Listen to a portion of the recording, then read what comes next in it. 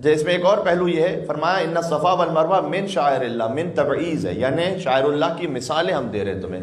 امام صادق علیہ السلام نے فرمایا کہ صفا اور مروہ کی پہاڑیاں اس سے بہتر کوئی مقام روئے زمین پر اس لیے نہیں ہے کہ ہر متکبر کو اللہ نے ایک طریقے سے اس کی اوقات میں لے آیا اللہ، کیونکہ نہ سر پہ کچھ رکھ سکتے ہو نہ پیروں پہ کچھ رکھ سکتے ہو، کفن پہن کے چلو۔ پھر امام نے یہ فرمایا کہ صفا کی پہاڑی سے یاد آتی ہے رسول اللہ کی تبلیغ کی، اس لیے کہ رسول اللہ جب صفا کی پہاڑی پر چڑھتے تھے تو کہتے تھے کہ اگر میں کہوں کہ اس سے پیچھے سے فوج آ رہی ہے تو کیا ہم یقین کر لو گے؟ وہ کہتے تھے ہم یقین کر لیں گے۔ پھر حضور نے کہا تھا کہ مجھے مانو کہ میں خدا ہوں، میں خدا کا نمائندہ ہوں، خدا واحد لا الہ الا اللہ، اور میں اس کا نمائندہ ہوں۔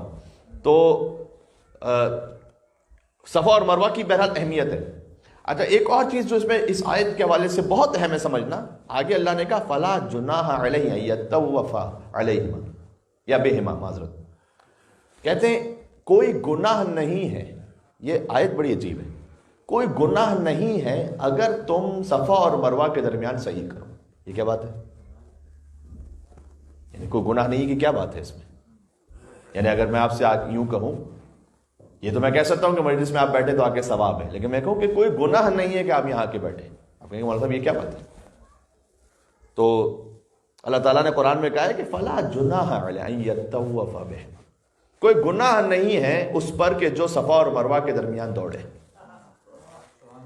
یہ ان لوگوں سے سوال ہے جو قرآن کو کافی سمجھتے ہیں۔ لے کر آئیں اس آیت کا جواب۔ اگر جب تک آپ قرآن کو ہسٹوریکل کانٹیکسٹ میں نہ دیکھیں اور حدیث رسول کی روشنی میں نہ دیکھیں تو آپ کو سمجھ میں نہیں آئے گا یہ کیا ہے۔ فقط قرآن سال کیجیے اسے، اس لیے کہ صفا کی پہاڑی پر مشرکین مکہ نے ایک بہت بڑا بت رکھا جس کا نام تھا اصاف، مروہ کی پہاڑی پر ایک بت رکھا جس کا نام تھا نائلہ، اور وہ صفا اور مروہ کے درمیان دوڑتے تھے۔ کبھی حج تھا نا، تو تبرکن یہ کرتے تھے کہ وہ صفا کی پہاڑی پر پہنچ کر اصاف کے بت کو چومتے تھے اور مروہ کی پہاڑی پر پہنچ کر نائلہ کے بت کو چومتے تھے، اور اسے تبرک لیتے ہوئے طواف کرتے تھے، یعنی دوڑتے تھے۔ تو اس وقت جب مسلمانوں نے یہاں پر صفا اور مروہ کے درمیان صحیح کرنا شروع کی تو بہت سے لوگوں کے دماغ میں خیال یہ تھا کہ یہاں تو بت رکھے ہوئے ہیں، یا بت رکھے ہوئے تھے اور یہاں تو مشرک یہ کام کرتے تھے، تو ہمارے لیے یہ کام صحیح ہے یا نہیں کہ اب ہم بھی دوڑیں؟ دیکھیں بسا اوقات ظاہر ایک جیسا ہوتا ہے لیکن باطن کی وجہ سے کبھی وہ عبادت شیطان ہے اور کبھی عبادت خدا ہے۔ بات واضح ہو رہی ہے کہ میں کیا کرنا چاہ رہا ہوں؟ بہت مرتبہ یہ مسکنسپشن ہمارے یہاں بھی ہوتا ہے۔ مثال کے طور پر ہم نے دیکھا بعض اوقات محرم میں، البتہ یہ وہابیوں کی جانب سے شیعوں پر ایک اعتراض ہوتا ہے کہ دیکھیں شیعہ حضرات بھی تعزیے کو چوم رہے ہیں یا علم کو چوم رہے ہیں اور وہ ساتھ میں کوئی ہندوؤں کی بھی تصویر لگا دیتے ہیں کہ وہ بھی بتوں کے آگے اس طرح سے کر رہے ہیں۔ ایسا کئی مرتبہ ہوتا ہے کہ شباہت دینے کی کوشش کی جائے۔ یہ تو ہسٹوریکل بیک گراؤنڈ ہی اسی طریقے سے کہ بت پرست بھی یہ کام کر رہے تھے اور مسلمان بھی یہ کام کر رہے تھے۔ بعض مرتبہ ظاہر ایک جیسا ہے لیکن روح الگ الگ ہے، نیت الگ الگ ہے۔ فقط ظاہر کو نہ دیکھیں، آپ یہ دیکھیں کام ہو کیوں رہا ہے، یہ شیطان کی عبادت کی وجہ سے ہو رہا ہے یا اللہ کے حکم کی وجہ سے ہو رہا ہے کام، یہ ہو کیوں رہا ہے کام، غور کیجیے گا، بہت اہم ہے۔ اچھا قرآن کریم میں اس کے لیے میں بات بہت لمبی ہو جائے گی لیکن میں ایک جملہ کہہ دوں، قرآن میں اس کے لیے ایک اور مثال بڑی خوبصورت ہے۔ آپ جانتے ہیں عربی زبان میں ایک ہے واحد، پھر ہے ڈویل، تثنیہ کا صیغہ، پھر ہے جمع کا صیغہ۔ عربی اور سنسکرت وہ دو زبانیں ہیں کہ جس میں واحد کے بعد جمع نہیں ہے ڈائریکٹ، واحد تثنیہ اور جمع۔ تو حضرت یوسف اور زلیخا کا واقعہ جہاں قرآن میں لکھا ہوا ہے سورہ یوسف میں، تو حضرت یوسف دوڑے دروازے کی طرف اپنی آبرو کو بچاتے ہوئے اور زلیخا بھی ان کے پیچھے دوڑی، تو وہاں پر تثنیہ کا لفظ ہے فاستبق الباب، دونوں دوڑے، ایک ہی لفظ میں دونوں کا ذکر ہے، فاستبق الباب، دونوں یوسف اور زلیخا دونوں دوڑے دروازے کی طرف، لیکن دونوں کی نیتوں میں فرق ہے۔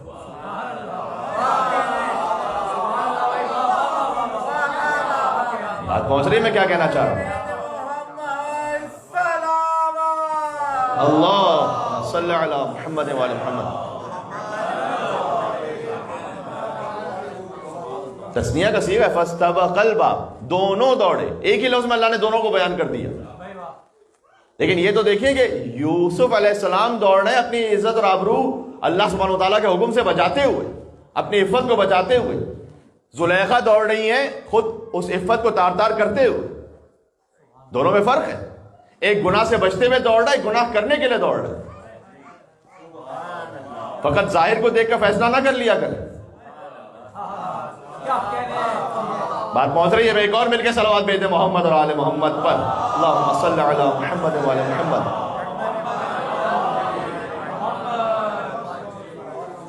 مومن قیسن، مومن کو اتنا ذہین اور فطین بھی ہونا چاہیے کہ وہ ظاہر پہ فقط نہ رک جائے، دیکھے کہ باطن کیا ہے اس کا. کبھی ہو سکتا ہے کہ ظاہر بہت اچھا ہو لیکن باطن اس کا صحیح نہ ہو، دیکھنا پڑے گا ہمیں. اور کبھی ہو سکتا ہے کہ ایک ظاہر ہے جو ایک فعل خیر کا فعل شر کا دونوں کا ایک جیسا ہے، لیکن شر کا باطن کسی اور وجہ سے، خیر کا باطن کسی اور وجہ سے. ابھی میں نے مثال دی آپ کے سامنے، بات واضح ہو رہی. تو اللہ تعالیٰ نے کہا کوئی اس میں گناہ نہیں ہے کہ تم بھی یہ کام کرو. اس سے ایک اور بات سمجھ میں آتی ہے کہ اگر کوئی مرکز خیر کا ہو لیکن اس پر کچھ شر والوں کا قبضہ ہو چکا ہو تو خیر والوں کو وہاں پہنچ کر خیر کا احیاء کرنا چاہیے. اب اس میں کتنی مثالیں آپ کو پاکستان ہندوستان کی میں دوں آپ کے سامنے. اور سب سے بڑی مثال تو اس وقت خود دنیا میں آل سعود ہے. صحیح ہے مرکز خیر کا لیکن شر کا قبضہ ہے اس پر.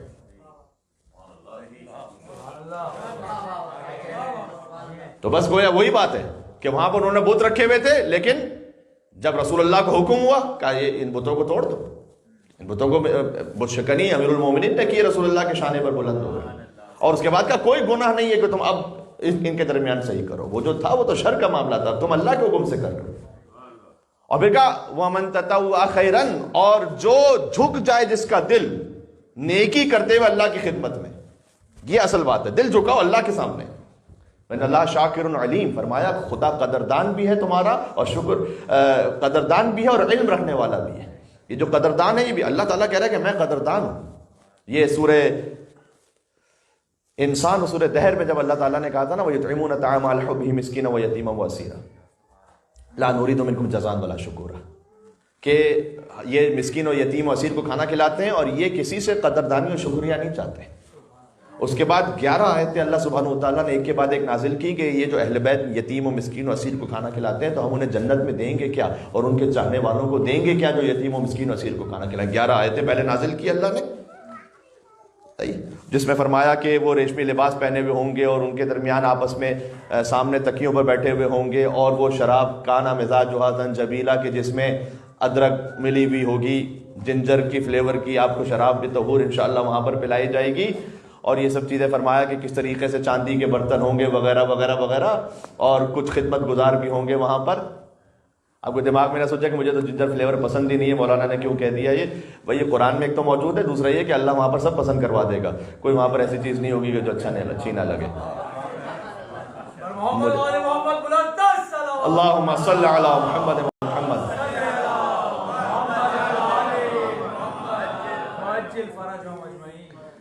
وہاں کے پھلوں کا اور مشروبات کا معاملہ دنیا کی طرح نہیں ہے. آپ جو چاہیں گے وہ مشروب بن جائے گا اس وقت وہاں پر.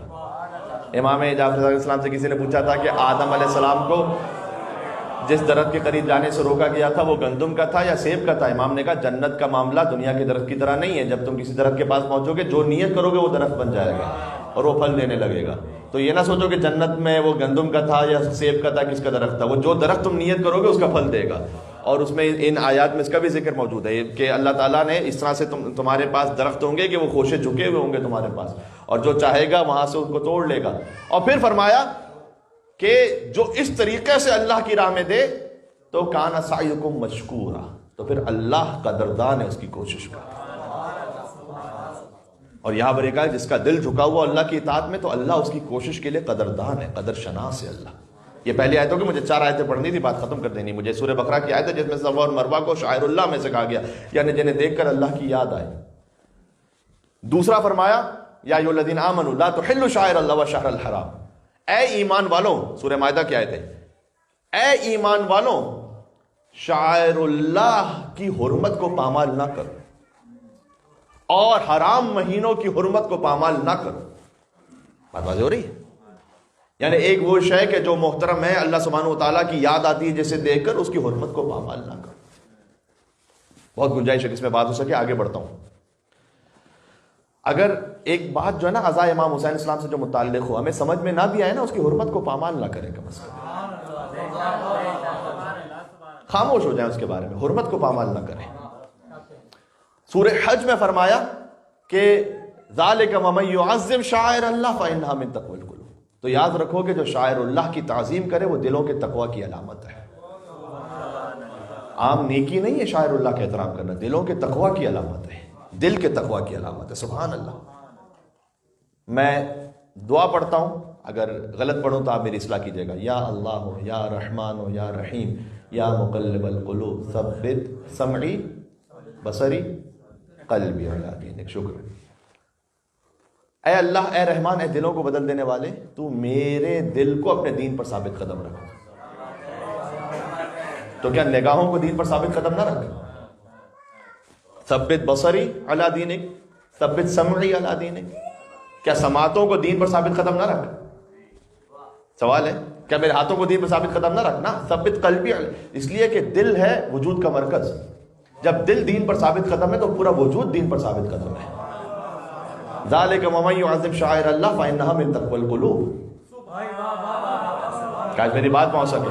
جو شاعر اللہ کا احترام کرے یہ ہاتھوں کے تقوی کی علامت نہیں ہے، یہ زبان کے تقوی کی علامت نہیں ہے، یہ نگاہوں کے تقوی کی علامت نہیں ہے، یہ دل کے تقوی کی علامت ہے. جی، یعنی جب آپ ذریعہ ابا عبداللہ الحسین علیہ السلام کو چومتے ہیں تو یہ دل کے تقوی، یہ زبان کے تقوی کی علامت نہیں ہے، یہ دل کے تقوی کی علامت ہے. بات واضح ہو رہی ہے؟ یہ نگاہوں کے فقط تقوی کی علامت نہیں ہے، آپ کے دل کا تقوی ہے. یہ مشکل کام ہوتا ہے. بہت سوں کا دل اللہ کے سامنے جھک جائے گا لیکن شاعر اللہ کے سامنے نہیں جھک سکے گا. اسی خاطر ہے کہ خدا متعال کی عبادت ہے، شاعر اللہ کی تعظیم ہے. عبادت نہیں ہے، تعظیم ہے، احترام ہے. دو الگ الگ لفظ ہیں یہ. اور یہی وہابیوں نے مکس کر دیا، جو آج ہمارے بھی بعض افراد مکس کر دیتے ہیں کہ عبادت و عبادت نہیں ہو رہی، تعظیم ہو رہی ہے. اگر کوئی ائمہ علیہ السلام کی قبر کے سامنے کھڑے ہو کر سلام پڑھ رہا ہے، زیارت کر رہا ہے، جھک کر بوسہ لے رہا ہے تو وہ عبادت نہیں کر رہا ہے امام کی، وہ تعظیم کر رہا ہے. ہمارے ہر زیارت کے بعد 2 رکعت نماز پڑھو، تقریباً ہر زیارت کے بعد. یہ 2 رکعت نماز کیا ہے؟ زیارت وارثہ پڑھ کے 2 رکعت نماز پڑھو اور بتلاؤ، سمجھاؤ اپنے آپ کو اور زمانے کو سمجھاؤ کہ عبادت نہیں کی ہے حسین کی، زیارت کی ہے حسین کی. عبادت اس کی ہے جس کی 2 رکعت نماز پڑھی ہے. ابھی یا علی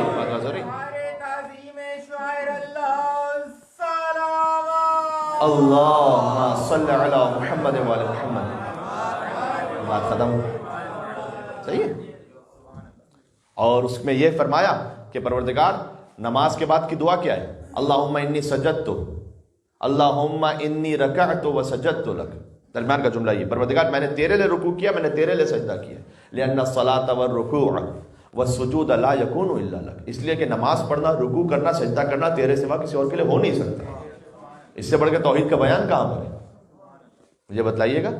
نماز اور سجدہ اور رکوع تیرے علاوہ کسی اور کے لیے ہو نہیں سکتا. جو عبادت کا سجدہ ہے، جو رکوع ہے، وہ اللہ کے علاوہ کسی اور کے لیے ہو نہیں سکتا، جائز نہیں. بات واضح ہو رہی ہے؟ تو تعظیم ہے اس ذریعے کی، تعظیم ہے اس مقام کا کہ جسے دیکھ کر اللہ کی یاد آتی ہے. صفا اور مروہ کو دیکھ کر اللہ کی یاد آتی ہے، پہاڑیوں کو دیکھ کر اللہ کی یاد آتی ہے. تو ابا عبداللہ حسین السلام کی قبر مطہر سے اللہ کی یاد نہیں آتی ہے؟ اس سے بڑھ کے کیا اللہ کی یاد کا مقام ہے؟ مجھے بتلائیے گا. مسجد نبوی میں کیا اللہ کی یاد نہیں آتی جس رسول نے پتھر کھائے، کنکر کھائے، ان کی راہ میں کانٹے بچھائے گئے اس خاطر کہ وہ دین پہنچا دیں؟ کیا وہ اللہ کی یاد کا مرکز نہیں ہے؟ صفا اور مروہ کے جس میں اس وقت نہ کوئی روضہ ہے نہ کوئی حرم ہے، فقط ایک بی بی دوڑی تھی بس. وہ شاعر اللہ کا مصداق ہے. یا مصداق اللہ سبحانہ وتعالیٰ نے ذکر کیا من شاعر اللہ، یعنی اللہ نے کہا کہ یہ 2 مصداق میں بتا رہا ہوں، باقی تم خود طے کرتے جانا. بلکہ حتیٰ اللہ نے جانور کو بھی شاعر اللہ میں سے کہا. اب سورہ حج کی آخری آیت سن لیجئے گا جو ہمارے موضوع میں ہے اور میں بات ختم کر. وَالْبُدْنَ جَعَلْنَاهَا لَكُمْ مِنْ شَاعِرِ اللَّهِ. وہ حج کے لیے قربانی کا جانور جیسے تم حج کی قربانی کی نشانی لگا دیتے ہو، یہ بھی شاعر اللہ میں سے. ممکن ہے کہ کوئی جانور بھی شاعر اللہ میں سے ہو جائے جسے دیکھ کر اللہ کی یاد آ جائے. کاش میری بات پہنچ سکے. وہ جانور قربانی کا جو آج ہمارے پاس موجود ہے، کیا یہ جانور قربانی کا حضرت ابراہیم والا جانور ہے؟ کیا نہیں. یہ وہی عام مارکیٹ سے خریدا ہوا جانور ہے. لیکن جب یہ قربانی کے لیے مختص ہو گیا تو یہ شاعر اللہ میں سے. یہ میں نہیں کہہ رہا، قرآن کہہ رہا ہے. ہمارے یہاں پر کیونکہ دین سے ایک تو بے خبری اور دوسرا پتہ نہیں کوئی سازش بھی ہو سکتی ہے اس کے پیچھے کہ دین کے مقدسات کی توہین کی جائے. اور جب عید قربان آئے گی تو آپ دیکھیں گے وہ جانوروں کے کوئی الگ الگ نام رکھے ہوئے ہیں, کوئی بیل ہے اتنا, کوئی آئس کریم کھاتا ہے, کوئی یہ کھاتا ہے, وہ کھاتا ہے, اس کی ریسیں ہو رہی ہیں, ان کی جو ہے نا وہ نعوذ باللہ فیشن پریڈ ہو رہی ہے, اس کو الگ الگ کپڑے. تو یہ کہ جو اللہ تعالیٰ نے شاعر اللہ یعنی جس شے کے لیے اللہ نے کہا تھا اسے دیکھ کر تم اللہ کو یاد کرو, وہ تمسخر کے لیے نہیں ہے. صحیح, بس بات ختم کرنے لگا. کہا وَالْبُدْنَ جَعَلْنَاهَا لَكُم مِّن شَعَائِرِ اللَّهِ, یہ شاعر اللہ میں سے ہے. کیا اب عبداللہ حسین علیہ السلام کا ذوالجناح نہیں ہے جسے دیکھ کر امام حسین کی قربانی کی یاد آئے؟ ہے